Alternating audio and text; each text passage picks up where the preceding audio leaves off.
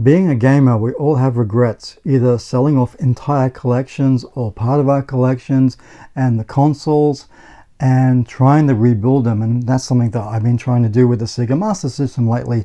Now, another one of my regrets from gaming is getting rid of all of my gaming magazines back in the day. We're going back to the late 80s, early 90s, when there was gaming magazines like GamePro, EGM, Electronic Gaming Monthly, a great magazine from the UK, computer and video games. Moving on to the Dreamcast magazine, which came out of America. Here in Australia, I had some of the Hyper magazines, the Sega Zone magazines as well. And I think it would have been after the Dreamcast, I took a break from gaming between that period to the Dreamcast to the PlayStation 3 and Xbox 360. And one day I just decided, all those magazines, I had nearly a complete set of, I think it was GamePro, Electronic Gaming Monthly.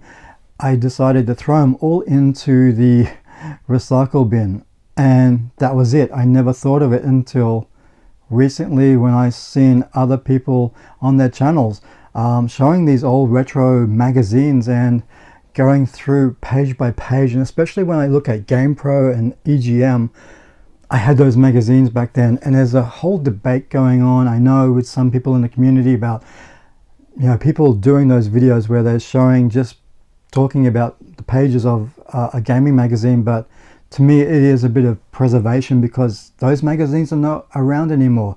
And this is a time before the internet was popular, and this was the only way I could get information about what was getting released.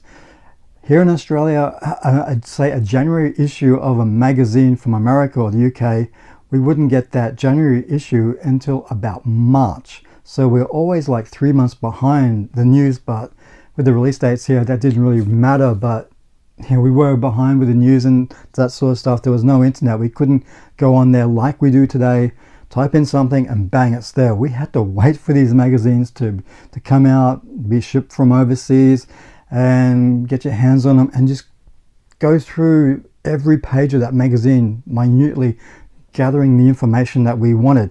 So I did get rid of all my gaming magazines, and I was going through some stuff today, and I am surprised that I actually kept 2 pages of, I don't know if it was EGM or it could have been GamePro, and it was on fantasy stuff. Of all things to keep, I kept a 2-page kind of like a retrospective review on Fantasy Star back in the day, and I think I'm going to get these framed. It's just really special because just reading what this person, Nick Rocks, wrote, I feel like I could have wrote the identical article to what he did and his passion for Fantasy Star. But I do like looking at channels where they do show magazines. I think it is, like I said, a great way to preserve them. You can't find a lot of these magazines anymore, and when you do, the prices are really high on eBay. I've been checking myself. It was a really special time for us to be able to sit down and just sit here and just read page by page, look at the art, the ads in there as well, whereas today it's all here right in front of us. But it just brings back a lot of memories for me, waiting for those magazines, going to the newsagents on a certain date when you knew that magazine was going to be released, and just couldn't wait to get home from work to start reading up on whatever topics, whatever the reviews were as well. I used to like the reviews on the, I think it was EGM, Sushi X. He used to do a really cool name, but the reviews on there back then were pretty solid, I felt, and true. And then, you know, it'd be the place to go looking for all that sort of stuff. But recently I did do a bit of voiceover for the retrospective. He was reading the PlayStation 2 magazine, I think it was.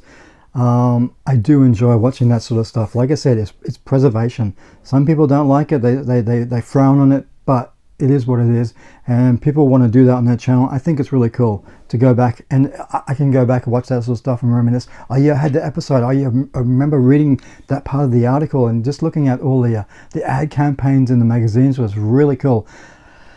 But big regrets, just throwing out all those magazines. I had probably a complete set of the Dreamcast magazine as well from America. Once Sega, was done with the Dreamcast, manufacturing the Dreamcast, that was it for them. So, that's when I kind of decided that, yeah, I didn't need those magazines anymore. I moved on to a few things for a couple of years, got away from gaming. Still was doing some gaming, but not as heavily. But yeah, I just look back now and just, I'm so happy that I still kept 2 pages. And somewhere else, somewhere sitting in a box, I think could be the very first article I ever saw from, I think it was Computer and Video Games, on Tomb Raider. This was probably 6-7 months out before its release, and just looking at those images as well, I still, they're still burnt into my brain. I just remember looking at those images of this game featuring Lara Croft, and to me it was Indiana Jones, which was something that we all wanted, a proper Indiana Jones game back then. But yeah, that one was really special as well. I do remember cutting that one out of the article of the magazines. So out of all those magazines, out of all those years of collecting magazines, paying good money for magazines, I throw them into the the recycle bin, and there's only 4 pages I got left, and the other 2 I got to find. But yeah, I just wanted to share those memories, and I do see a lot of people out there who are collecting magazines. The Retro Brothers, I'll leave a link down to their video where I think it was Doggo, he's got a really cool setup for a magazine rack on his Retro Stadia, I think he calls it, his games room. It's really cool. But I just wish somehow I was able to get those magazines back, but I don't think it's possible anymore. Not with the prices they are. People are smart with what prices they're charging on eBay, but it's a big regret. We'll have our regrets with gaming, selling off the collections, getting rid of amazing collection of retro game magazines, which if I had now, I'd be reminiscing, going back, looking at just, what was old school for us. No internet, just looking at some pages of a magazine and reading up on stuff. So yeah,